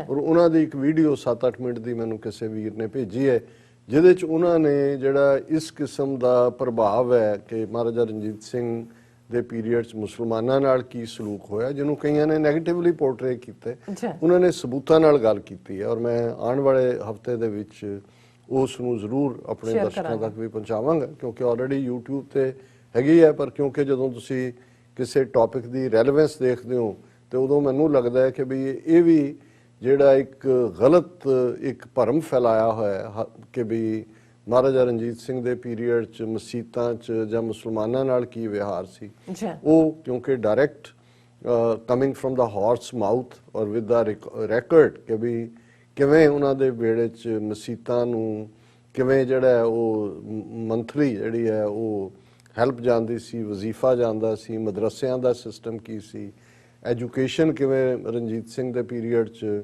87% ਜਿਹੜੀ ਹੈ ਉਹ ਐਜੂਕੇਸ਼ਨ, ਔਰ ਕਿਵੇਂ ਹਰ ਇੱਕ ਨੂੰ ਉਹਨਾਂ ਨੇ ਨੂਰ ਕਾਇਦੇ ਦਾ ਜ਼ਿਕਰ ਕੀਤਾ ਹੈ ਕਿ ਇੱਕ ਉਹਨਾਂ ਨੇ ਐਸਾ ਕਾਇਦਾ ਬਣਵਾਇਆ ਔਰ ਕਿਵੇਂ ਉਹਨਾਂ ਨੇ ਲੋਕਾਂ ਤੱਕ ਪਹੁੰਚਾਇਆ ਕਿ ਹਰ ਉਹਨਾਂ ਦੇ ਦੌਰ ਦੇ ਵਿੱਚ ਮਰਦ ਔਰ ਔਰਤ 87% ਲੋਕ ਫਾਰਸੀ ਦੇ ਵਿੱਚ ਲਿਖ ਸਕਦੇ ਸੀ, ਪੜ੍ਹ ਸਕਦੇ ਸੀ। ਸੋ ਇਹ ਸਾਨੂੰ, ਕਿਉਂਕਿ ਇਹ ਵੀ ਨਹੀਂ ਹੈ ਕਿ ਕੋਈ ਰਾਜੇ ਮਹਾਰਾਜੇ ਗਲਤੀਆਂ ਨਹੀਂ ਕਰ ਸਕਦੇ, ਉਹ ਕੋਈ ਸਾਡੇ ਕੋਈ ਮਜ਼ਹਬੀ ਜਿਹੜੇ ਨੇ ਰਹਿਨੁਮਾ ਨਹੀਂ ਨੇ, ਪੋਲੀਟੀਕਲ ਲੋਕ ਨੇ, ਉਹ ਹਰ ਇੱਕ ਨੇ ਕੁਝ ਕੀਤਾ ਹੋਏਗਾ। ਲੇਕਿਨ ਇਸ ਨਫ਼ਰਤ ਨੂੰ ਹਮੇਸ਼ਾ ਹੀ ਇਹ ਜਿਹੜੇ ਹਿੰਦੂ ਤਵੀ ਨੇ, ਹੁਣ ਵੀ ਜਦੋਂ ਖਾਲਿਸਤਾਨ ਦੀ ਗੱਲ ਹੁੰਦੀ ਹੈ ਉਹਨਾਂ ਨੂੰ ਇਹ ਸ਼ਰਾਰਤ ਸੁਝਦੀ ਹੈ ਕਿ ਜੀ ਉਹਦੀ ਫਿਰ ਰਾਜਧਾਨੀ ਲਾਹੌਰ ਹੋਣੀ ਚਾਹੀਦੀ ਹੈ। ਮੈਂ ਕਿਹਾ ਜੀ ਪਹਿਲੀ ਗੱਲ ਤਾਂ ਇਹ ਹੈ ਕਿ ਅਸੀਂ ਦੋਨੋਂ ਮੁਲਕਾਂ ਦੇ ਸਬੰਧਾਂ ਦੀ ਜਦੋਂ ਗੱਲ ਕਰਦੇ ਹਾਂ ਤੇ ਮੈਂ ਹਮੇਸ਼ਾ ਕਾਇਦੇ ਆਜ਼ਮ ਨੂੰ ਕੋਟ ਕਰਦਾ। ਇਹ ਤਾਂ ਇਹਨਾਂ ਦੇ ਭਾਰਤੀਆਂ ਦੇ ਮਨਾਂ 'ਚ ਐਸੀ ਨਫ਼ਰਤ ਮੁਸਲਮਾਨਾਂ ਲਈ ਭਰੀ ਹੋਈ ਹੈ ਕਿ ਇਹਨਾਂ ਨੇ 47 ਤੋਂ ਬਾਅਦ ਹੀ ਹੌਸਟਾਈਲ ਪਾਰਟ ਰੱਖਿਆ। ਨਹੀਂ ਤਾਂ ਉਹਨਾਂ ਦਾ ਤਾਂ ਇਹ ਵਿਜ਼ਨ ਸੀ ਕਿ ਬਈ ਜਿਹੜਾ ਰਿਲੇਸ਼ਨਸ਼ਿਪ ਹੈ ਭਾਰਤ ਔਰ ਪਾਕਿਸਤਾਨ ਦਾ ਇਵੇਂ ਹੀ ਹੋਏਗਾ ਜਿਵੇਂ ਅਮਰੀਕਾ ਔਰ ਕੈਨੇਡਾ ਵਿਚਕਾਰ ਹੈ ਕਿ ਖੁੱਲੇ ਬਾਰਡਰ ਹੋਣ ਔਰ ਦੂਸਰੀ ਸੋਵਰਨਿਟੀ ਦੀ ਗੱਲ ਇੰਡੀਪੈਂਡੈਂਟ ਹੋਏ ਤਾਂ ਕਿ ਕੋਈ ਕਿਸੇ ਨੂੰ ਡੋਮੀਨੇਟ ਨਾ ਕਰੇ। ਔਰ ਉਹ ਤਾਂ ਇਹਨਾਂ ਨੇ 72 ਸਾਲ 'ਚ ਪੂਰਾ ਹੋਣ ਨਹੀਂ ਦਿੱਤਾ। ਅਸੀਂ ਜ਼ਰੂਰ ਸਮਝਦੇ ਹਾਂ ਕਿ ਬਫਰ ਸਟੇਟ ਖਾਲਿਸਤਾਨ ਦੀ ਕਾਇਮੀ, ਜਿੱਥੇ ਸਾਊਥ ਏਸ਼ੀਆ ਦੇ ਵਿੱਚ ਪਰਮਾਨੈਂਟ ਪੀਸ ਐਂਡ ਪ੍ਰੋਸਪੈਰਿਟੀ ਹੋਏਗੀ, ਪਾਕਿਸਤਾਨ ਇਸ ਗੱਲੋਂ ਐਸ਼ੋਰ ਹੋਏਗਾ ਕਿ ਉਹਦਾ ਜਿਹੜਾ ਈਸਟ ਦਾ ਬਾਰਡਰ ਹੈ, ਵੈਸਟ ਵੱਲ ਤਾਂ ਅਫਗਾਨਿਸਤਾਨ ਹੈ, ਉਹ ਬਿਲਕੁਲ ਸਿਕਿਉਰ ਹੀ ਨਹੀਂ ਹੋਏਗਾ। ਖਾਲਿਸਤਾਨ ਇੱਕ ਭਰਾ ਦੇ ਨਾਤੇ ਜਿਹੜਾ ਹੈ ਇਸ ਗੱਲ ਦੀ ਗਾਰੰਟੀ ਵੀ ਹੋਏਗਾ ਸਾਡੇ ਲਈ, ਸਾਡੀ ਪਾਕ ਜ਼ਮੀਨ ਜਿੱਥੇ ਸਾਡਾ ਮੱਕਾ ਮਦੀਨਾ ਹੈ, ਖੁੱਲਾ ਆਣਾ ਜਾਣਾ ਹੋਏ। ਹੁਣ ਇਹ ਜਿਹੜੀਆਂ ਸਾਰੀਆਂ ਸਾਂਝਾਂ ਨੇ ਜਿਹਦੇ 'ਚ ਅਸੀਂ ਦੇਖ ਰਹੇ ਹਾਂ ਕਿ ਕਿਵੇਂ ਇੱਕ ਮੈਸੇਜ ਜਾ ਰਿਹਾ ਹੈ ਕਿ ਖਾਲਿਸਤਾਨ ਇੱਕ ਬਫਰ ਸਟੇਟ ਆਨਸਰ ਵੀ ਹੈ ਪਰਮਾਨੈਂਟ ਪੀਸ ਐਂਡ ਪ੍ਰੋਸਪੈਰਿਟੀ ਦਾ। ਸੋ ਉਹ ਜਿਹੜੇ ਨੇ ਉਹ ਦਬੇ ਮੁਰਦੇ ਵੀ ਉਖਾੜਨਾ ਚਾਹੁੰਦੇ ਨੇ ਪਾਸਟ ਹਿਸਟਰੀ ਦੇ ਜਿਨ੍ਹਾਂ ਦਾ ਚ ਕੋਈ ਬਹੁਤਾ ਦਮਖਮ ਨਹੀਂ ਹੈ। ਔਰ ਦੂਸਰੇ ਪਾਸੇ ਵੀ ਵਿਦਨ ਪਾਕਿਸਤਾਨ ਵੀ ਕਿਹਦੇ ਰਾਹੀਂ ਉਹ ਕੀ ਕਰਵਾਉਂਦੇ ਨੇ ਤਾਂ ਕਿ ਇੱਕ ਖਬਰ ਨੂੰ ਆਧਾਰ ਬਣਾ ਕੇ ਫਿਰ ਜਿਹੜਾ ਸਾਰਾ ਕੀਤਾ ਕਰਤਾ ਕੰਮ ਹੈ ਉਹਨੂੰ ਪੁੱਠਾ ਗੇਰ ਦਿੱਤਾ ਜਾਏ। ਸੋ ਅਸੀਂ ਇਸ ਹਵਾਲੇ ਨਾਲ ਦੇਖਦੇ ਹਾਂ ਕਿ ਹੁਣ ਕਿਸਾਨ ਜਿਹੜੀ ਸਟਰਗਲ ਦੀ ਗੱਲ ਹੈ, ਜਿਸ ਜ਼ੋਰ ਦੇ ਨਾਲ ਇਹ ਸੰਘਰਸ਼ ਅੱਗੇ ਵੱਧ ਰਿਹਾ ਸੀ, ਸਰਕਾਰ ਘਬਰਾਈ ਹੋਈ ਸੀ। ਕਿਸਾਨਾਂ ਦੇ ਆਪਣੇ ਲੀਡਰਾਂ ਦਾ ਜਿਨ੍ਹਾਂ ਨੇ 4-5 ਮੀਟਿੰਗਾਂ ਅਟੈਂਡ ਕੀਤੀਆਂ, ਬਾਅਦ 'ਚ ਉਹਨਾਂ ਨੇ ਕਿਹਾ ਕਿ ਅਮਿਤ ਸ਼ਾਹ ਵੀ ਘਬਰਾਇਆ ਹੋਇਆ ਸੀ। ਉੱਥੋਂ ਵੀ ਇਹ ਆ ਰਿਹਾ ਸੀ ਕਿ ਵੀ ਉਹਨਾਂ ਨੂੰ ਪਤਾ ਨਹੀਂ ਲੱਗ ਰਿਹਾ ਵੀ ਕਿਵੇਂ ਜਿਹੜਾ ਇਸ ਨੂੰ ਹੈਂਡਲ ਕਰਨ। ਔਰ ਇਸ ਨੂੰ ਜਿਵੇਂ ਅਸੀਂ ਕੱਲ ਵੀ ਕਿਹਾ ਸੀ ਕਿ ਵੀ ਜੇ ਘਰ ਦਾ ਦੀਵਾ ਹੀ ਜਿਹੜਾ ਘਰ ਨੂੰ ਸਾੜਨ ਵੱਲ ਤੁਰ ਪਏ ਤੇ ਫਿਰ ਉਹਨੂੰ ਕੋਈ ਬਹੁਤਾ ਕਿਤੇ ਤਰਵਾਸ ਨਹੀਂ ਮਿਲ ਸਕਦੀ। ਇਹਨਾਂ ਨੇ ਦੇਖਿਆ ਹੁਣ ਪੰਜਾਬ ਦੇ ਵਿੱਚ ਜਿਹੜੀਆਂ ਖੱਬੇ ਪੱਖੀ ਧਿਰਾਂ ਜਿਹੜੀਆਂ ਰਹੀਆਂ ਨੇ, ਜਿਨ੍ਹਾਂ ਨੇ ਖਾਲਿਸਤਾਨ ਦੇ ਮੂਵਮੈਂਟ ਦੀ ਵੀ ਪੂਰੀ ਡਟ ਕੇ ਵਿਰੋਧਤਾ ਹੀ ਨਹੀਂ ਕੀਤੀ, ਉਹਨਾਂ ਨੇ ਅੱਗੇ ਹੋ ਕੇ ਬਹੁਤ ਸਾਰੇ ਵਾਰ ਪੁਲਿਸ ਦੇ ਟਾਊਟਾਂ ਦਾ ਕੰਮ ਕੀਤਾ। ਆਰਮਡ ਗਾਰਡ ਪੁਲਿਸ ਤੋਂ ਲੈ ਕਿਵੇਂ ਜਿਹੜੇ ਨੇ ਉਹਨਾਂ ਨੇ ਕਈ ਪਰਿਵਾਰਾਂ ਨੂੰ ਜਿਹੜਾ ਜਿਵੇਂ ਭਾਈ ਮਨਵੀਰ ਸਿੰਘ ਚਹੇੜੂ ਦੇ ਪਿਤਾ ਜੀ ਨੂੰ ਜਿਨ੍ਹਾਂ ਨੇ ਉਹਨਾਂ ਦੇ ਘਰ ਆ ਕੇ ਸ਼ਹੀਦ ਕੀਤਾ ਹੈ, ਜਦੋਂ ਕਿ ਉਹਨਾਂ ਨੂੰ ਤਾਂ ਮਨਵੀਰ ਸਿੰਘ ਚਹੇੜੂ ਉਹਨਾਂ ਨੂੰ ਗਾਇਬ ਕਰ ਦਿੱਤਾ ਗਿਆ ਹਿਰਾਸਤ 'ਚ ਲੈ ਕੇ। ਉਹ ਜਿਹੜੀ ਇੱਕ ਭਗਤ ਸਿੰਘ ਬ੍ਰਿਗੇਡ ਦੇ ਨਾਂ ਥੱਲੇ ਉਹ ਸਾਬਕਾ ਕਾਮਰੇਡ ਸਨ। ਇਸੇ ਤਰ੍ਹਾਂ ਹੋਰਨਾਂ ਦੇ 36 ਦੇ ਨਾਂ ਲਏ ਜਾ ਸਕਦੇ ਨੇ। ਔਰ ਜ਼ਾਹਰ ਹੈ ਕਿ ਜਦੋਂ ਇੱਕ ਜੰਗ ਚੱਲ ਰਹੀ ਹੈ ਔਰ ਉਹਦੇ 'ਚ ਕੋਈ ਤੁਹਾਡੇ ਲਈ ਇੱਕ ਮੁਖਬਰ ਬਣ ਕੇ ਆਉਂਦਾ ਔਰ ਅੱਗੇ ਵੱਧ ਕੇ ਪੁਲਿਸ ਦੇ ਸਾਥ ਦਿੰਦਾ ਤੇ ਉਹ ਫਿਰ ਨਿਸ਼ਾਨਾ ਵੀ ਬਣਦੇ ਰਹੇ। ਹੁਣ ਇਹ ਵੀ ਆਇਆ ਕਿ ਉਹਨਾਂ ਨੂੰ ਇਹ ਲੱਗਾ ਕਿ ਵੀ ਜਿੱਥੇ ਉਹਨਾਂ ਨੇ ਜਿਹੜੇ ਮੌਕੇ ਤੇ ਮੌਜੂਦ ਖਾਲਿਸਤਾਨ ਤਾਂ ਦੂਰ ਦੀ ਗੱਲ ਸਿੱਖ ਅਹਿਸਾਸ ਵਾਲੇ ਸੀ, ਉਹਨਾਂ ਨੂੰ ਮੇਨ ਸਟੇਜ ਤੋਂ ਪਾਸੇ ਰੱਖਿਆ। ਫਿਰ ਹੌਲੀ ਹੌਲੀ ਇਹ ਨੈਰੇਟਿਵ ਬਣਾਉਣਾ ਸ਼ੁਰੂ ਕਿ ਇੱਥੇ ਫਤਿਹ ਜਾਂ ਜੈਕਾਰਾ ਨੇ ਇਹਨੂੰ ਧਾਰਮਿਕ ਰੰਗਤ ਨਾ ਦਿਓ। ਫਿਰ ਜਿਹੜਾ ਉਹਨਾਂ ਨੇ ਇਹ ਪੋਲੀਟੀਕਲ ਪ੍ਰਿਜ਼ਨਰ ਜਿਹੜੇ ਉਹਨਾਂ ਦੇ ਨੇ ਕਮਿਊਨਿਸਟਾਂ ਦੇ ਲੈਫਟਿਸਟਾਂ ਦੇ, ਜਿਨ੍ਹਾਂ ਨੂੰ ਪਹਿਲਾਂ ਹੀ ਇਹ ਅਮਿਤ ਸ਼ਾਹ ਐਂਡ ਕੰਪਨੀ ਜਿਹੜੀ ਹੈ ਉਹ ਅਰਬਨ ਨਕਸਲ ਕਹਿੰਦੇ ਸੀ, ਉਹਨਾਂ ਨੂੰ ਰਿਲੀਜ਼ ਕਰਨ ਦੇ ਲਈ ਜਿਹੜੇ ਬੈਠੇ ਹੋਏ ਉੱਥੇ ਬੀਬੀਆਂ ਨੇ ਉਹਨਾਂ ਦੇ ਹੱਥਾਂ 'ਚੋਂ ਫੜਾ ਦਿੱਤੇ ਪੋਸਟਰ। ਔਰ ਇਸ ਤੋਂ ਵੀ ਅੱਗੇ ਜਾਂਦੇ ਆ ਇੱਕ ਅੱਧੇ ਟੀਵੀ ਚੈਨਲ ਤੇ ਉਹ ਪਿਕਚਰਾਂ ਦਿਖਾ ਰਹੇ ਨੇ ਜੀ ਕਿ ਖਾਲਿਸਤਾਨੀਆਂ ਨੇ ਸਾਡੇ ਆਹ ਕਾਮਰੇਡ ਮਾਰੇ ਸੀ। ਸੋ ਜਦੋਂ ਹੁਣ ਉਹੀ ਖੁੱਲ ਕੇ ਉਹਨਾਂ ਨੇ ਆਪਣਾ ਜਿਹੜਾ ਉਹ ਜਿਹਨੂੰ ਕਹਿੰਦੇ ਨੇ ਝੱਗਾ ਚੁੱਕ ਕੇ ਦਿਖਾਣਾ ਸ਼ੁਰੂ ਕੀਤਾ, ਇਸ ਤੋਂ ਵੱਧ ਕੇ ਬੀਜੇਪੀ ਦੇ ਲਈ ਹੋਰ ਕੋਈ ਗੋਲਡ ਮਾਈਨ ਨਹੀਂ ਸੀ ਹੋ ਸਕਦੀ ਸਾਰੀ ਸਿਚੁਏਸ਼ਨ 'ਚੋਂ ਨਿਕਲਣ ਦੀ। ਔਰ ਨਾਲ ਦੀ ਨਾਲ ਉਹਨਾਂ ਨੇ ਐਲਾਨ ਕਰ ਦਿੱਤਾ ਕਿ ਜੀ ਅਸੀਂ ਮੋਦੀ ਦੀ ਦੁਬਾਰਾ ਸਟੇਟਮੈਂਟ ਆ ਗਈ ਕਿ ਜੀ ਅਸੀਂ ਜਿਹੜਾ ਇਹ ਤਾਂ ਕਿਸਾਨਾਂ ਦੇ ਭਲੇ ਲਈ ਨੇ ਔਰ ਅਸੀਂ ਕਿਸਾਨਾਂ ਦਾ ਭਲਾ। ਨਾਲ ਹੀ ਉਹਨਾਂ ਨੇ ਸਾਰੇ ਬੀਜੇਪੀ ਕਾਡਰ ਨੂੰ ਕਿਹਾ ਕਿ ਅਗਲੇ 1 ਮਹੀਨੇ ਦੇ ਵਿੱਚ 800 ਦੇ ਕਰੀਬ ਉਹਨਾਂ ਨੇ ਭਾਰਤ ਭਰ ਦੇ ਵਿੱਚ ਰੈਲੀਆਂ ਕਰਨੀਆਂ। ਉਹਨਾਂ ਨੇ ਕਿਹਾ ਵੀ ਚੌਪਾਲ ਦੇ ਵਿੱਚ ਜਾਓ ਪਿੰਡਾਂ ਦੀ, ਜਿਹਨੂੰ ਅਸੀਂ ਸੱਥ ਕਹਿੰਦੇ ਹਾਂ, ਜਿੱਥੇ ਲੋਕ ਇਕੱਠੇ ਹੁੰਦੇ ਨੇ, ਔਰ ਇਹ ਦੱਸੋ ਕਿ ਇਹ ਕਿਵੇਂ ਕਿਸਾਨਾਂ ਦੇ ਭਲੇ ਲਈ ਨੇ। ਹੁਣ ਇੱਕ ਪਾਰਟ ਤਾਂ ਇਸ ਤੋਂ ਇਹ ਜ਼ਾਹਰ ਹੈ ਕਿ ਵੀ ਬੀਜੇਪੀ ਨੇ ਜਿਹੜਾ ਆਲਮੋਸਟ ਗਿਵਨ ਕਰਨ ਦਾ ਮਨ ਬਣਾਇਆ ਸੀ, ਸੋਧਾਂ ਤੱਕ ਤਾਂ ਪਹੁੰਚ ਗਏ ਸੀ, 8 ਸੋਧਾਂ 10 ਸੋਧਾਂ। ਫਿਰ ਜਿਵੇਂ ਉਹਨਾਂ ਨੇ ਵਿਦਡਰਾ ਕੀ, ਕਿਉਂਕਿ ਇਹ ਆਪਣੀ ਇਹਨਾਂ ਦੀ ਕਰਤੂਤ ਹੈ, ਜਿਨ੍ਹਾਂ ਨੂੰ ਇਹ ਲੱਗਾ ਕਿ ਜੀ ਇਹ ਸਾਰੇ ਲੋਕ ਤਾਂ ਸਾਡੇ ਨਾਲ ਨੇ ਔਰ ਉਹ ਤਾਂ ਡ੍ਰੀਮ ਕਰ ਰਹੇ ਹੋਣੇ ਨੇ ਜੀ ਕਿ ਹੁਣ ਸਾਡੀ ਪੋਲੀਟੀਕਲ ਰਿਵਾਈਵਲ ਭਾਰਤ ਭਰ 'ਚ ਹੋਏਗੀ। ਕਿਉਂਕਿ ਜਿਉਂ-ਜਿਉਂ ਉਹਨਾਂ ਨੇ ਨੇੜੇ ਆਉਣਾ ਸ਼ੁਰੂ ਕੀਤਾ ਪ੍ਰੋਪੇਗੈਂਡੇ 'ਚ ਤਾਂ ਫਿਰ ਬੀਜੇਪੀ ਨੂੰ ਕੌਣ ਬੀਟ ਕਰ ਸਕਦਾ। ਔਰ ਕਿਵੇਂ ਉਹਨਾਂ ਨੇ ਫੇਕ ਇੰਟਰਨੈਸ਼ਨਲ ਇੱਕ ਪੂਰਾ ਨੈਟਵਰਕ ਕ੍ਰੀਏਟ ਕੀਤਾ ਹੈ। ਵੱਡੀ ਸਟੋਰੀ ਜਿਹੜੀ ਹੈ ਇੰਟਰਨੈਸ਼ਨਲ ਮੀਡੀਆ ਦੀ ਬਣੀ ਹੈ। ਮੈਂ ਉਹਨੂੰ ਕਿਉਂਕਿ ਪ੍ਰੋਪਰਲੀ ਮੇਰੀ ਕੋਸ਼ਿਸ਼ ਹੁੰਦੀ ਹੈ ਕਿ ਮੈਂ ਉਹਨੂੰ ਆਪ ਪਹਿਲਾਂ ਉਸ 'ਚ ਇਮਰਸ ਹੋ ਕੇ ਕਰਾਂ। ਮੈਂ ਸਟੋਰੀ ਤਾਂ ਕੱਢੀ BBC ਦੀ ਵੀ ਔਰ ਕਾਰਵਾਂ ਦੀ ਵੀ, ਪਰ ਮੈਨੂੰ ਲੱਗਾ ਵੀ ਮੈਂ ਜਸਟਿਸ ਨਹੀਂ ਕਰ ਸਕਾਂਗਾ। ਮੈਂ ਇੰਡੀਪੈਂਡੈਂਟਲੀ ਕਿ ਕਿੰਨਾ ਵੱਡਾ ਫੇਕ ਨੈਟਵਰਕ ਜਿਸ ਦੇ ਵਿੱਚ ਸੈਂਕੜਿਆਂ ਜਾਲੀ NGOs, ਕਿਵੇਂ ਇੱਕ ਹਾਰਵਰਡ ਦੇ ਪ੍ਰੋਫੈਸਰ ਦੀ ਜਿਹਦੀ ਇੱਕ ਕ੍ਰੈਡੀਬਿਲਿਟੀ ਸੀ ਆਪਣੀ NGO ਦੇ ਥੱਲੇ, ਜਿਹਦੀ ਡੈਥ 2006 'ਚ ਹੋ ਜਾਂਦੀ ਹੈ ਤੇ 2007 ਦੇ ਵਿੱਚ ਉਹਦੇ ਨਾਂ ਦੀ ਜਿਹੜੀ ਐਨਜੀਓ ਹੈ ਉਹਦੇ ਰਾਹੀਂ ਕਿਵੇਂ ਫੇਕ ਪ੍ਰੋਪੇਗੈਂਡਾ ਐਨਜੀਓਜ਼ ਟੀਵੀ ਕਿਵੇਂ ਸਟੋਰੀਜ਼ ਪਲਾਂਟ ਕੀਤੀਆਂ ਗਈਆਂ। ਸੋ ਉਹਨਾਂ ਨੂੰ ਜਿਨ੍ਹਾਂ ਨੇ ਇੰਟਰਨੈਸ਼ਨਲੀ ਇਸ ਲੈਵਲ ਦਾ, ਹਾਲਾਂ ਪਿਛਲੇ ਸਾਲ ਇਸ ਦਾ ਭਾਂਡਾ ਫੁੱਟਿਆ ਸੀ ਕਿ ਜੀ ਇਹਨੇ 80 ਕੇ ਕਿੰਨੇ ਵੈਬਸਾਈਟ ਨੇ, ਅਸੀਂ ਉੱਤੇ ਸਟੋਰੀ ਵੀ ਕੀਤੀ ਸੀ, ਪਰ ਉਸ ਤੋਂ ਵੀ ਉਹ ਬਾਜ਼ ਨਹੀਂ ਆਏ। ਔਰ ਇਸ ਸਾਲ ਦੀ ਰਿਪੋਰਟ ਬੜੀ ਜਿਹੜੀ ਹੈ ਬੜੀ ਡੀਟੇਲਡ ਹੈ ਕਿ ਵੀ ਕਿੰਨਾ ਵੱਡਾ ਫੇਕ ਨੈਟਵਰਕ ਦੁਨੀਆ 'ਚ ਜਿਹਦੇ 'ਚ ਉਹਨਾਂ ਨੇ ਐਨਜੀਓਜ਼ ਜਿਹੜੀਆਂ UN ਦੇ ਵਿੱਚ ਰਿਪਰੈਜ਼ੈਂਟ ਕਰਦੀਆਂ ਨੇ ਉਹ ਵੀ ਝਾਂਸੇ 'ਚ ਨੇ ਉਹਨਾਂ ਦੇ। ਕਿਵੇਂ ਜਿਹੜਾ ਇੱਕ ਯੂਰਪੀਅਨ ਪਾਰਲੀਮੈਂਟਰੀ ਵਫਦ ਕਿ ਜੀ ਇਹ ਕਸ਼ਮੀਰ ਚੱਲਿਆ ਇੰਡੀਪੈਂਡੈਂਟ, ਕਿਵੇਂ ਉਹ ਸਾਰਾ ਉਹਦਾ ਸੀ, ਕਿਵੇਂ ਇੱਕ ਟੱਬਰ ਸ਼੍ਰੀਵਾਸਤਵਾ ਦਾ ਜਿਨ੍ਹਾਂ ਦਾ ਸੰਬੰਧ ਫਿਰ ANI ਨਾਲ ਹੈ। ਹੁਣ ਤੁਸੀਂ ਦੇਖੋਗੇ ਕਿ ਜਿੰਨੀਆਂ ਰਾਹ ਦੀਆਂ ਸਟੋਰੀਜ਼ ਪਲਾਂਟ ਹੁੰਦੀਆਂ ਉਹ ANI ਰਾਹੀਂ ਹੁੰਦੀਆਂ, ਔਰ ANI ਜਿਹੜੀ ਹੈ ਉਹ ਉਸ ਦਾ ਕੰਡਿਊਟ ਹੈ ਸਾਰੇ ਦਾ, ਜਿਹੜਾ ਇੰਟਰਨੈਸ਼ਨਲ ਫਾਲਸ ਪ੍ਰੋਪੇਗੈਂਡਾ ਨੈਟਵਰਕ ਹੈ। ਔਰ ਹੁਣ ਤੱਕ ਉਹਨਾਂ ਨੂੰ ਉੱਥੇ ਕੁਝ ਮਿਲ ਨਹੀਂ ਸੀ ਰਿਹਾ ਕਿ ਵੀ ਉਹ ਕਿਵੇਂ ਉਹਨੂੰ ਖਾਲਿਸਤਾਨ ਨਾਲ ਜੋੜਨ ਕੋਸ਼ਿਸ਼ ਤਾਂ ਕੀਤੀ, ਉਹ ਤਾਂ ਫੇਲ ਹੋ ਗਏ। ਪਰ ਇਹ ਅਰਬਨ ਨਕਸਲ ਵਾਲਾ ਜਿਹੜੀ ਐਕੂਜ਼ੇਸ਼ਨ ਉਹਨਾਂ ਨੇ ਪੰਜਾਬ 'ਚ ਮੂਵਮੈਂਟ ਦੇ ਸ਼ੁਰੂ ਹੋਣ ਦੇ ਵਿੱਚ ਹੀ ਦਿੱਤੀ ਸੀ, ਉਹ ਆੜੇ ਆ ਗਈ। ਔਰ ਇਹਨਾਂ ਨੇ ਖੁਦ ਸਬੂਤ ਪ੍ਰੋਵਾਈਡ ਕਰ ਦਿੱਤਾ ਹੈ ਕਿ ਆਹ ਲਓ ਜੀ, ਅਸੀਂ ਤਾਂ ਜਿਹੜਾ ਹੈ ਉਹ ਕੱਲਾ ਇਹ ਕਿਸਾਨਾਂ ਵਾਲੀ ਗੱਲ ਨਹੀਂ ਹੈ, ਅਸੀਂ ਸਾਡਾ ਤਾਂ ਏਜੰਡਾ ਇਹ ਹੈ। ਸੋ ਇਹ ਵੀ ਜਿਹੜਾ ਆਪਣੇ ਆਪ ਦੇ ਵਿੱਚ ਜਿਹਨੂੰ ਕਹਿੰਦੇ ਨੇ ਕਿ ਵੀ ਆਪਣੇ ਪੈਰਾਂ ਤੇ ਆਪ ਕੁਹਾੜੀ ਮਾਰਨਾ। ਫਿਰ ਦੂਸਰਾ ਪਾਰਟ ਅਸੀਂ ਦੇਖ ਰਹੇ ਹਾਂ ਕਿ ਵੀ ਇੱਕ ਫੈਸਲਾ ਤਾਂ ਉਹਨਾਂ ਨੇ ਠੀਕ ਲਿਆ ਕਿ ਵੀ ਉਹਨਾਂ ਨੂੰ ਸੀ ਵੀ ਹੁਣ ਇਹ ਵਾਇਲੈਂਸ ਵੱਲ ਆਉਣਗੇ, ਪਰ ਉਹਨਾਂ ਨੇ ਜਿਹੜਾ BJP ਨੇ ਨੇਸ਼ਨ ਵਾਈਡ ਚੌਪਾਲਸ ਉਹਦਾ ਨਾਂ ਦਿੱਤਾ ਹੈ ਉਹਨਾਂ ਨੇ ਕਿ ਜਿਵੇਂ ਸੱਚ ਇਕੱਠੇ ਕਰਨੇ ਨੇ। ਔਰ ਫਾਰਮਰਸ ਨੇ ਫੈਸਲਾ ਲਿਆ ਕਿ ਜੀ ਅਸੀਂ ਕੋਈ ਰੇਲ ਰੋਕੂ ਹੁਣ ਲਾਈਨ ਨਹੀਂ ਕਰਾਂਗੇ। ਔਰ ਜਿਹੜੀਆਂ ਸਿਆਸੀ ਧਿਰਾਂ ਨੇ ਪੰਜਾਬ ਦੇ ਵਿੱਚ, ਕਾਂਗਰਸ ਹੋਏ AAP ਹੋਏ, ਉਹ ਆਪਣੇ ਆਪਣਾ ਸ਼ਿਕਾਰ ਮਾਰਤੇ ਨੇ। ਔਰ ਉਹਨਾਂ ਨੇ ਕਿਹਾ ਜੀ ਦਸੰਬਰ 14 ਨੂੰ ਕਾਂਗਰਸ ਨੇ ਵੀ ਔਰ AAP ਨੇ ਵੀ ਕਿਹਾ ਕਿ ਅਸੀਂ ਪੰਜਾਬ ਭਰ ਦੇ ਵਿੱਚ ਪ੍ਰੋਟੈਸਟ ਕਰਾਂਗੇ to show solidarity with the farmers.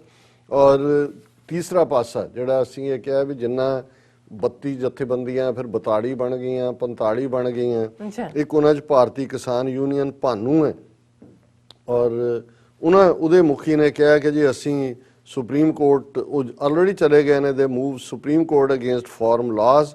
ਔਰ ਇਹ ਜਿਹੜਾ ਭਾਨੂ ਗਰੁੱਪ ਹੈ ਉਹਨਾਂ ਨੇ ਪਹਿਲਾਂ ਹੀ ਸੁਪਰੀਮ ਕੋਰਟ 'ਚ ਜਾ ਕੇ ਔਰ ਉਹਦਾ ਬੈਂਚ ਨਾਲ ਦੀ ਨਾਲ ਚੀਫ ਜਸਟਿਸ ਐਸੇ ਬੋਰਡੇ ਉਹਨੇ ਜਿਹੜਾ ਉਹਦਾ ਨੋਟਿਸ ਪਹਿਲਾਂ ਨਹੀਂ ਸੀ ਲਿਆ, ਹੁਣ ਉਹ ਨੋਟਿਸ ਲੈ ਰਿਹਾ। ਸੋ ਇਹਦੇ 'ਚ ਸੁਪਰੀਮ ਕੋਰਟ ਨੂੰ ਵੀ ਇਹਨਾਂ ਨੇ ਇਨਵੋਲਵ ਕੀਤਾ। ਔਰ ਉਹਦੇ 'ਚ ਇੱਕ ਜ਼ਰੂਰ ਸੀ ਕਿ ਵੀ ਉਹਨਾਂ ਦਾ ਉੱਥੇ ਕਿਸਾਨਾਂ ਦਾ ਨੰਬਰ ਘਟ ਰਿਹਾ ਹੈ ਕਿਉਂਕਿ ਕੁਝ ਵਾਪਸ ਮੁੜ ਰਹੇ ਨੇ, ਕੁਝ ਫਲਾਣਾ। ਪਰ ਇੱਕ ਹਾਰਟਰਿੰਗ ਨਿਊਜ਼ ਹੈ ਕਿ 30,000 ਤੋਂ ਜ਼ਿਆਦਾ ਕਿਸਾਨ ਜਿਹੜੇ ਜਿਨ੍ਹਾਂ ਕੋਲ 7,000 ਤੋਂ ਜ਼ਿਆਦਾ ਟਰੈਕਟਰ ਨੇ ਉਹ ਦਿੱਲੀ ਵੱਲ ਮੂਵ ਕਰ ਰਹੇ ਨੇ। ਔਰ ਇਹ ਇੰਨੀ ਵੱਡੀ ਗਿਣਤੀ 'ਚ ਜਾਣ ਵਾਲੇ ਮਾਝੇ ਦੇ ਕਿਸਾਨ ਨੇ। ਸੋ ਇਹ ਪਹਿਲੀ ਵਾਰ ਹੈ ਕਿ ਇੰਨੀ ਵੱਡੀ ਫਿਗਰ ਮਾਝੇ 'ਚੋਂ ਜਾ ਰਹੀ ਹੈ। ਤੇ ਇਸ ਗੱਲ ਦਾ ਧਿਆਨ ਰਹੇ ਫਿਰ ਮਾਝੇ ਵਾਲੇ ਚੁੱਪ ਕਰਕੇ ਕਿਸੇ ਨੂੰ ਸਹਿਣ ਵਾਲੇ ਨਹੀਂ ਨੇ। ਜੇ ਉੱਥੇ ਕਿਸੇ ਨੇ ਬਹੁਤੀ ਤੇੜ-ਫੇੜ ਕੀਤੀ ਤਾਂ ਉਹਨਾਂ ਨੂੰ ਫੜਕਾਣਾ ਜ਼ਰਾ ਜ਼ਿਆਦਾ ਚੰਗੀ ਤਰ੍ਹਾਂ ਆਉਂਦਾ ਹੈ। ਔਰ ਇਹ ਵੀ ਉਹਨਾਂ ਦੇ ਹੱਕ 'ਚ ਹੀ ਮਾਹੌਲ ਕ੍ਰੀਏਟ ਕਰਦਾ ਅਲਟੀਮੇਟਲੀ। ਔਰ ਬਾਹਰ ਜਿਹੜੇ ਪ੍ਰੋਟੈਸਟ ਚੱਲ ਰਹੇ ਨੇ ਉਹਨਾਂ ਨੂੰ ਇੰਡੀਅਨ ਗਵਰਨਮੈਂਟ ਕਿਵੇਂ ਜਿਹੜੀ ਹੈ, ਕਿਉਂਕਿ ਲੰਡਨ ਔਰ ਬਰਮਿੰਗਮ ਦੇ ਵਿੱਚ ਜਿਹੜੇ 2 ਜ਼ੋਰਦਾਰ ਪ੍ਰੋਟੈਸਟ ਹੋਏ, ਆਲਰੇਡੀ ਇੰਡੀਅਨ ਗਵਰਨਮੈਂਟ ਨੇ ਬ੍ਰਿਟਿਸ਼ ਨੂੰ ਕਿਹਾ ਕਿ ਜੀ ਇਹ ਸਾਡੇ ਬੰਦਿਆਂ ਦੀ ਸੇਫਟੀ ਸਿਕਿਉਰਿਟੀ ਇਹ ਉਹ। ਔਰ ਇਹ ਵੀ ਸਾਹਮਣੇ ਆਇਆ ਕਿ ਵੀ ਉਹਨਾਂ ਪ੍ਰੋਟੈਸਟ ਦੇ ਵਿੱਚ ਕੁਝ ਨੂੰ ਚਾਰਜ ਕੀਤਾ ਪੁਲਿਸ ਨੇ, ਔਰ 1-2 ਜਿਹੜੇ ਖੜੇ ਸੀ ਉਹਨਾਂ ਨੂੰ ਪੁਲਿਸ ਨੇ ਜਿਹੜਾ ਉਹ ਵਾਇਲੈਂਸ ਦਾ ਇਸਤੇਮਾਲ ਕੀਤਾ। ਸੋ ਇਹ ਜਿਹੜਾ ਇੰਡੀਅਨ ਗਵਰਨਮੈਂਟ ਦਾ ਇਸ ਲੈਵਲ ਦਾ ਕੰਮ ਹੈ ਉਹ ਵੀ ਬਰਾਬਰ ਜਾਰੀ ਹੈ। ਔਰ ਜਦੋਂ ਵੱਡੇ ਲੋਕ, ਜਦੋਂ ਅਸੀਂ 4-5 ਲੱਖ ਲੋਕਾਂ ਦੇ ਅੱਡ-ਅੱਡ ਥਾਵਾਂ ਤੇ ਇਕੱਠੇ ਹੋਣ ਦੀ ਗੱਲ ਕਰਦੇ ਹਾਂ ਜਿਹਦੇ 'ਚ ਸਿੰਘੂ ਬਾਰਡਰ ਸਭ ਤੋਂ ਵੱਡਾ ਹੈ, ਤੇ ਉਹਦੇ 'ਚ ਤੁਸੀਂ ਅੰਦਾਜ਼ਾ ਲਾਓ ਕਿ ਵੀ ਜਿਨ੍ਹਾਂ ਲੋਕਾਂ ਨੇ ਜੋ ਤੁਹਾਡਾ ਖਾਣਾ ਹੈ ਜਾਂ ਦੂਜਾ ਹੈ ਉਹਦੇ ਲਈ ਕਿੰਨਾ ਜੰਕ ਇਕੱਠਾ ਹੁੰਦਾ ਹੈ।